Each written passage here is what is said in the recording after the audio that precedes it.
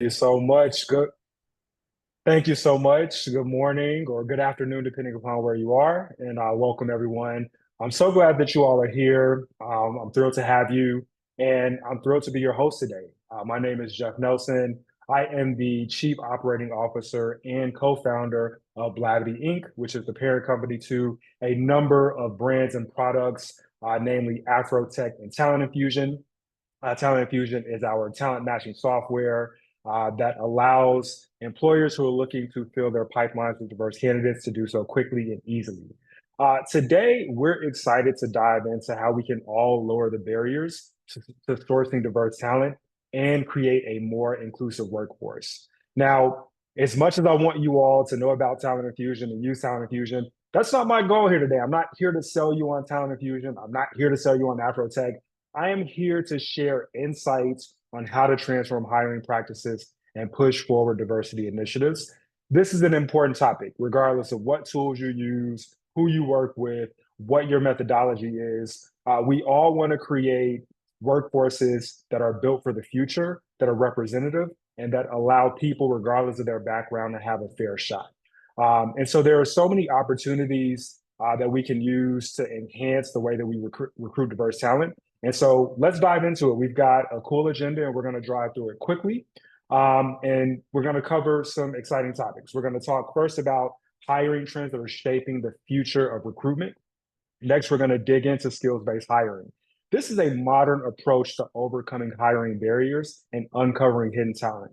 We're also going to address how diversity in recruiting is evolving and the strategies that you can use to reduce bias in your hiring process. And then lastly, we're going to look ahead at what's coming next in the world of diverse hiring. We're going to end with some Q&A, so you can utilize the chat function. And if you have any thoughts during the presentation, please feel free to drop them into the chat and we'll get to them at the end, okay? And so I want to make sure that everybody's with me. So if this all sounds good and y'all are with me, y'all are ready to rock and roll, then type one in the chat and we'll keep it moving. All right, I'm seeing some ones. All right. Well, let's keep it moving. All right. So, one of the biggest changes we've seen in the hiring landscape is this shift towards skills-based hiring. Now, you see the hashtag on the screen, skills hire, skills matter. Um, but it's more than just this trendy hashtag. It's a genuine transformation in the way that organizations recruit talent. Now, think about it. Traditionally, we've relied heavily on degrees and years of experience to determine if someone is right for a role. The thinking is that, if we found success in a person with this kind of background before, then it stands to reason that other people with a similar background will also be successful, right? Now, we're finding that focusing solely on those factors can really exclude some of the most capable candidates. It really is not a good proxy for potential, right? When you think about when you're trying to fill your workforce with people who come from non-traditional backgrounds, they may have a ton of potential. And if you bring them in and you're able to mentor them and train them, then they can really add value to your organization. So over the past few years, we've seen this shift to skills-based hiring. And I'd like to take a moment to reflect. If any of you have seen this shift happening in the industry, whether you work in tech, in healthcare, or any other sector, this change is happening across the board. And if you've seen it, please, drop a two into the chat. I'm curious if this has trickled into the places where you all are working and where you're hiring.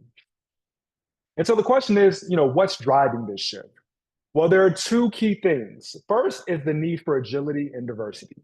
As companies face more complex challenges, they require employees who can quickly adapt, and sometimes those employees don't come from traditional paths. Skills-based hiring helps uncover talent that may have been overlooked in the past. Now, let's actually break this down and figure out like what is skills-based hiring. I'm kind of alluding to it, but I want to give a really clear definition of what it is. Okay.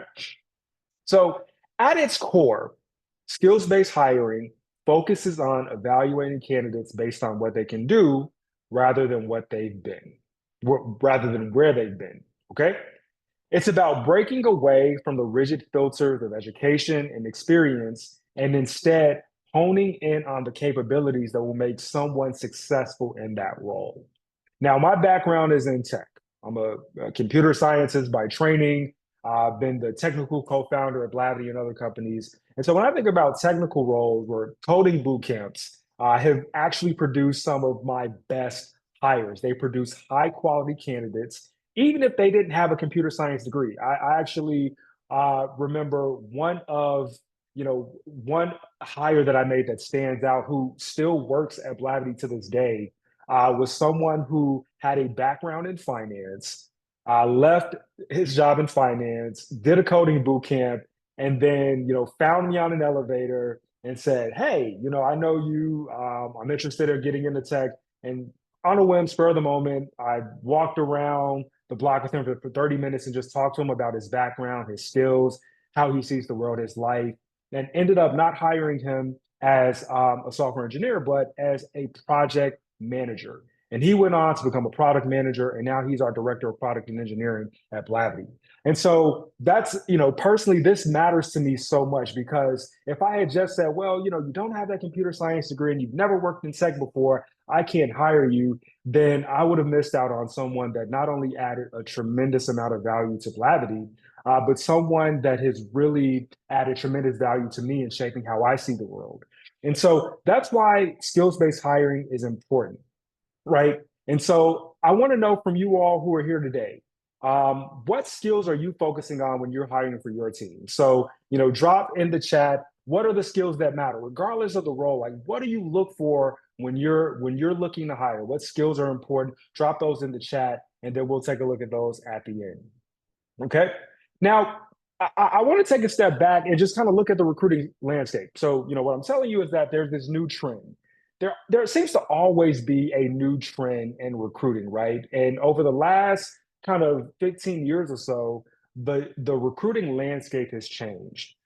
In 2010, so this is when I was interviewing for my first job in 2010. It was all about culture fit. I remember those interviews, going to Silicon Valley, and it's like you do the technical interview, you do the behavioral interviews, and then there was the culture fit interview, right? That was a buzzword back then. And while culture fit is important, it often led to hiring teams that looked and thought alike, right? For me, as a Black man, my first job out of college, I was the only Black man, only Black person that worked there. And so at companies that were so big on culture fit, whether they intended to or not, they tended to create these homogenous teams and these homogenous workforces where when they got someone who didn't necessarily look like everyone else, they maybe felt excluded, or they didn't feel seen, or they didn't feel heard. And so, in 2018, I think we wised up a little bit. And platforms like Glassdoor began giving candidates a voice, and employees a voice, and therefore it gave people insight into company culture and allowed people to make informed choices. And then in 2020, storytelling took center stage. Companies had to communicate their values and their culture more authentically. Now, in 2022, we saw an important shift, and this was necessitated in part by the fact that we all suddenly became remote workers in many cases, but just natural trends that were inevitable anyway. Companies began to relax degree requirements. They recognized that skills and experience could be gained through many different paths. I remember in 2022, just a couple of years ago, it seemed like there were thousands of coding boot camps. There were thousands of programs that wanted to infuse skills in people who were either changing careers or didn't have a traditional education background. And so now in 2024, AI is revolutionizing recruitment by automating tasks, analyzing large data sets, and helping to eliminate the bias in candidate selection. But as great as it is, AI still requires human judgment and empathy to make the final call. So let's actually look at some data as it relates to skills based hiring. Now, last year, 73% of employers reported using skills based hiring practices. That's a 56% increase from 2022. I have to double check these statistics because I was like, that's a lot. That is a lot. 73%. If you've heard of skills based hiring before, if this term is new to you, it's profound. And it's astonishing that 73% of employers as of last year, and that percentage is going to be higher this year, and that was up from 50%, 56% in 2022. This is significant. And what's driving this growth? Many companies are recognizing that focusing on skills improves hiring outcomes and workplace diversity. And I want to underscore that. When we have this, and I know I'm preaching to the choir, right? But it's worth emphasizing. When we talk about diversity, we don't talk about this from the lens of altruism or, or philanthropy or just feel good. Diversity and hiring is not just a noble cause that feels good. It actually improves outcomes for the business, right? It improves hiring outcomes. It makes your hiring process more efficient. It gets you better candidates, but it also leads to a better bottom line. So many studies have shown that. And so organizations that embrace skills-based hiring are seeing results in terms of innovation, retention, and overall employee satisfaction. And the numbers don't lie, as you see. The numbers on the screen don't lie. Skills-based hiring is quickly becoming the standard. Now, the tangible benefits, right? Let's actually put some numbers to those tangible benefits about how skills-based hiring and diversity actually improve the bottom line and the overall efficiency of the hiring process. 78% of employers report that it reduces their hiring costs. All of us on this call right now who do any hiring know that it is expensive from a time standpoint, from an investment standpoint to hire people. So if you're telling me something, an approach can not only improve the candidates that I hire, improve the business bottom line, but it's going to reduce my cost for hiring them, hey, I'm sold, right? 81% say that it shortens the time that it takes them to fill roles. Perhaps most impressively, 91% see improved employee retention and 90% experience increased diversity in their teams. The correlation among these numbers is not coincidental and it's not incidental. These things are all related. When you improve your workforce, right, it stands to reason when you have teams that are more representative, where a person like me, a Black kid graduating from a PWI, going to work his first job, isn't the only Black person there, or a woman working in tech isn't the only person there, right? When people can see other people that look like them and they feel that they have allies in the workplace, then they're more likely to stay. You're more likely to retain them. And so that's why you see this correlation between the success of these numbers and 90% experiencing increased diversity in their teams. These stats are proof that skills-based hiring doesn't just benefit the candidates. It delivers results for the businesses too. A diverse, skilled workforce can lead to greater innovation, better problem solving, and improved teams dynamics. So, how do we break down these barriers? Okay, and how do we actually dive in and embrace skills-based hiring? Hopefully, you all are sold on the benefits. And if we go to the next slide, to fully embrace skills-based hiring, we must acknowledge the systemic barriers that have been in place for too long. For decades, hiring practices have favored certain groups over others, often unconsciously, whether it's through traditional filters like degrees or unconscious biases. Many candidates have been excluded from opportunities they're fully qualified for. Now, this is where equity comes in. Equality means giving everyone the same resource, okay? That's not what we're talking about here. We're talking about equity, which is about providing the resources people need to succeed based on their circumstances. When we focus on equity in hiring, we level the playing field for all candidates. So let's think about how we can apply this concept in our hiring practices to break down these long-standing barriers.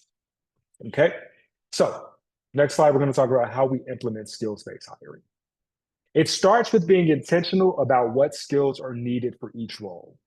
Job descriptions should reflect these skills rather than traditional qualifications. One of the things that we've begun to do at Blavity, we've noticed, we did this exercise where we would put together job descriptions, and it was like, okay, what are the requirements? And everyone was kind of just copying and pasting the same language about, X number of years experience here and you're a bachelor's degree or a master's degree in this, and when you're just copying and pasting things, then it really stands to reason that you should think about whether these experience requirements and background requirements that you think you need are actually relevant to the job. And so we actually began to really think about, well, how can we write our job descriptions in a way that really reflect the skills that are required for a particular role, and understanding that people can acquire those skills in different ways. In the interview process, you should be creating structured, consistent questions to ensure that every candidate is evaluated fairly.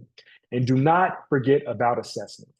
Skills tests can help you objectively measure a candidate's abilities. Okay. By integrating these steps into your hiring process, you can ensure that you're finding the right person for the role, regardless of their background. All right. So let's take a moment and look at the big picture of hiring trends, and we're going to go to the next slide. By 2045, the US Census Bureau projects that our country will be minority white. This demographic shift is already impacting the workforce. By 2030, it's estimated that 30% of workers will be from Gen Z. These changes are reflected in job seekers' priorities. A Glassdoor survey found that 70% of job seekers consider workplace diversity important when evaluating companies and job offers. And there's a strong business case for diversity as well. Companies with diverse management teams see 19% higher revenue, according to the Boston Consulting Group. So, this case study shows that with intentional skills based hiring practices, it's possible to see measurable results that benefit both the company and its employees. Okay. Now, just some additional stats that we don't have on the screen, but we can provide in a follow up. Companies with racially diverse executive teams outperform their peers in profitability by 39%. And this is why earlier when I said when we talk about diversity and hiring and recruiting, it's not just a noble cause, right? It actually leads to results, business results. And I think that we've always got to be sure that we highlight these things. Businesses with diverse teams are 70% more likely to capture new markets. And that was a study that was published in Forbes last year. According to the NYSBA report on advancing diversity that was released this year, high diversity companies outpace low diversity companies by 750 million in average sales revenue. That's $750 million in outpacing companies with low diversity. This is real economic impact. Okay. Now, we did a survey at Talent Infusion. We wanted to go out and we wanted to talk to people and get some insights. And so here are some of the key findings. Okay. 67% of companies reported struggling to find diverse candidates. And I'm curious in the chat, if that's aligned with your experience, then please let us know. But here's the encouraging part. 82% of companies believe diverse teams drive innovation. And even more impressive, 91% want to improve their diverse hiring practices. There's a real desire to change. There's a real desire for change in the industry, and there's a real desire to change the traditional broken ways that we've done it. It's just that people don't know how to do it. And that's part of the work that we're doing at Talent Infusion, is trying to not only provide tools, but also provide the knowledge and information that people need. And so I want to talk a little bit about Talent Infusion, and we're going to go to the next slide. Okay. Talent Infusion is really born out of Afrotech, our Afrotech business at Blavity. And hopefully many of you on today's call have been there. And if you haven't, I would encourage you to check out Afrotech.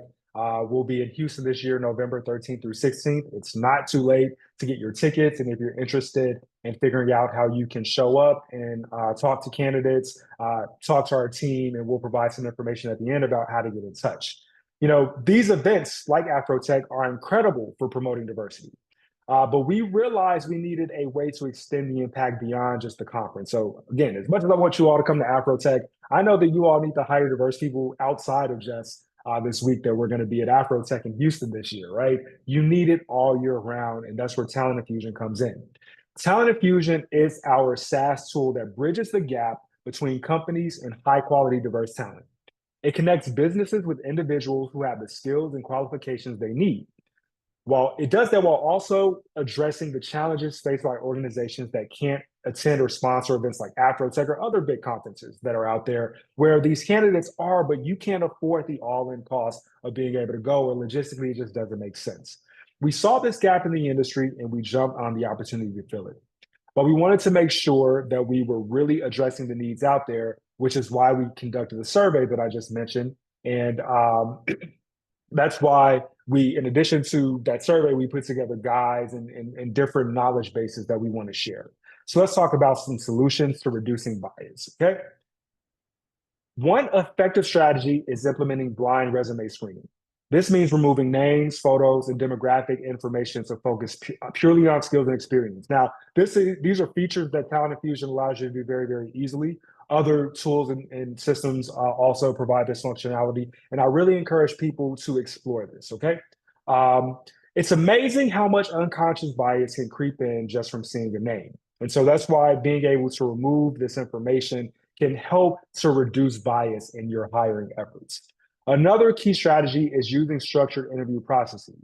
This means standardized questions for all candidates and skills-based assessments. Now, I myself had to check myself on this last point. I was famous and I was proud that the way that I used to do interviews, it was purely vibes based.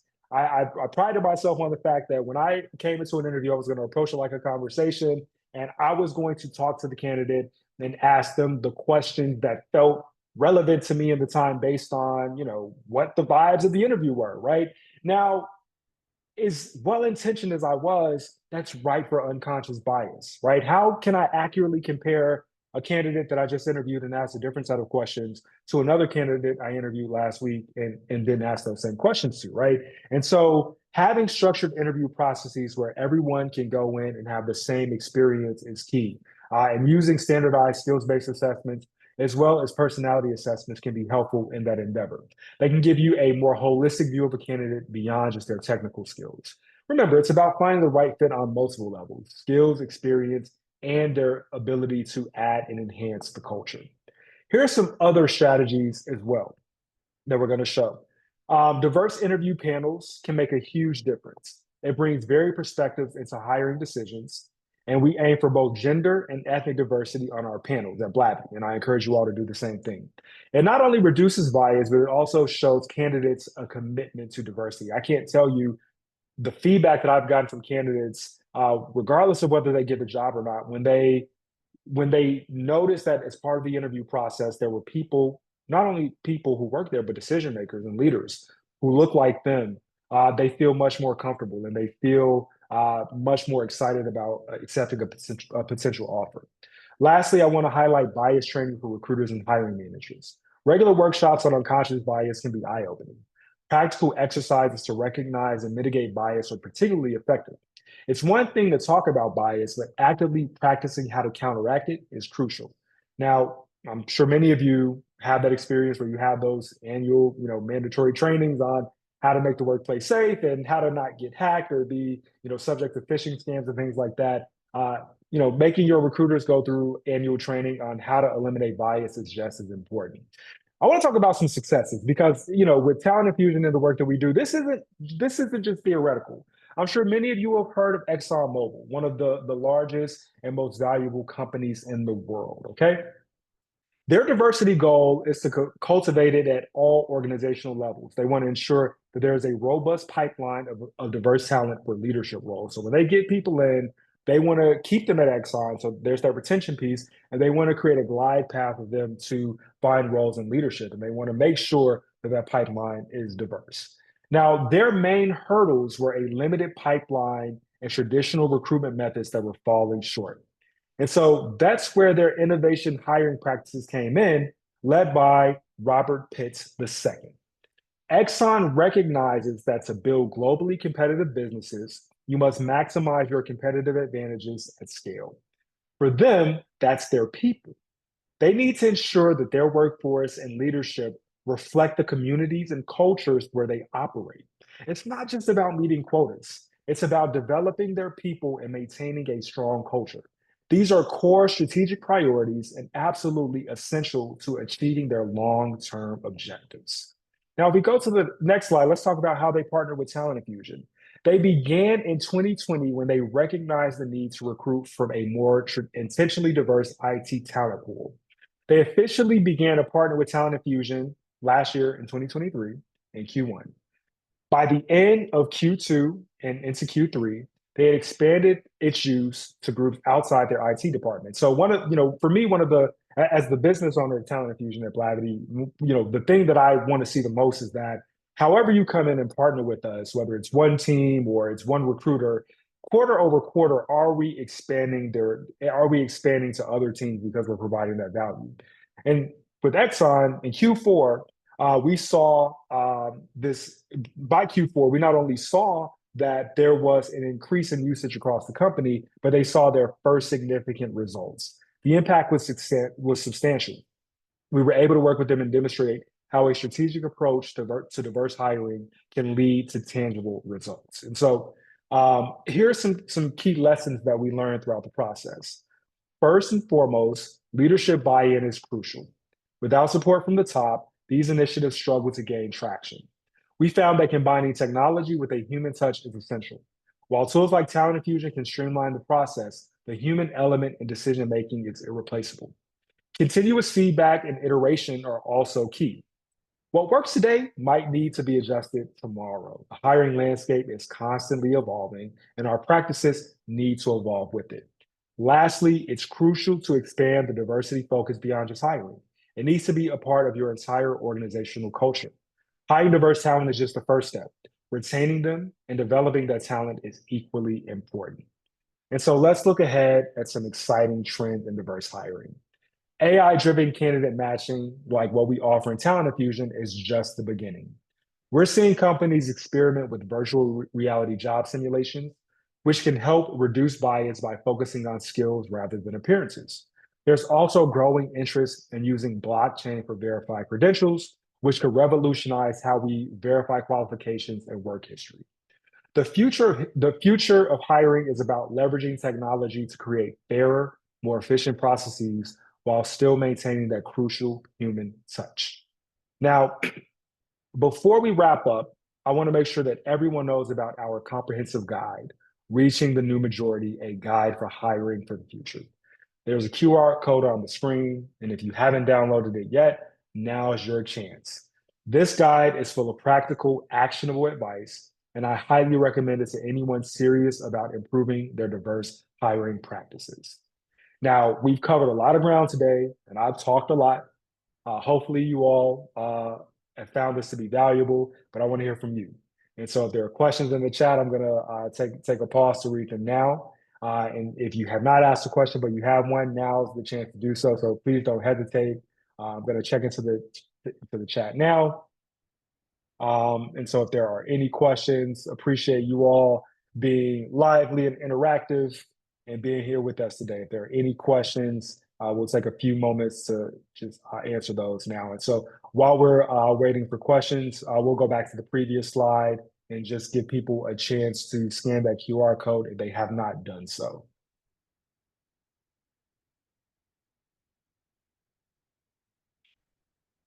All right.